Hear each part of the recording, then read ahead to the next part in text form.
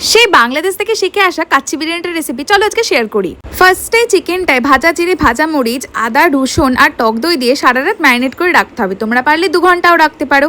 পরের দিন উঠে ফার্স্টেই একটা কড়াতে তেল বসিয়ে পেঁয়াজের বেরেস্তাটা এইভাবে ভেজে নিতে হবে।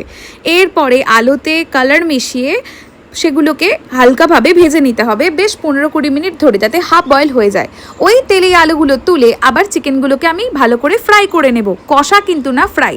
সেকেন্ড হাঁড়িতে আলুগুলোও দিয়ে অল্প তেল দিয়ে তার উপরে চিকেনটা দিয়ে আর রোগানটা দিয়ে এটাকে দমে বসিয়ে দেবো। ওপর থেকে বিরিয়ানি মশলার বেরেস্তা ছড়িয়ে গ্যাসটা একদম আস্তে করে ছোট গ্যাসে ভালো করে চাপা দিয়ে দেবো মিনিমাম 20 মিনিটের জন্য। এই হাঁড়ি দমে বসানোর পর অপর দিকে একটা পুটলিতে বিরিয়ানি মশলা আর নুন আর তেল দিয়ে গরম জলটা ফুটতে দেবো চাল সেদ্ধর জন্য। গরম জল টকবক করে ফুটে হলে ধোয়া চাল দিয়ে দেবো হাঁড়িতে সেদ্ধর জন্য। অপরদিকে 1 কাপ দুধ নিয়ে হাফ কাপ দুধ আর একটা বাটিতে ট্রান্সফার করে নেবো। হাফ কাপ দুধে কামধেনু রং দেবো, হাফ কাপ দুধে গোলাপ জল, মিঠা আতর আর বিরিয়ানি এসেন্স এইভাবে দিয়ে দেবো। 2টো কাপে আলাদা আলাদা দুধের ভাগ করে এইভাবে মিশিয়ে রাখতে হবে আগে থেকে।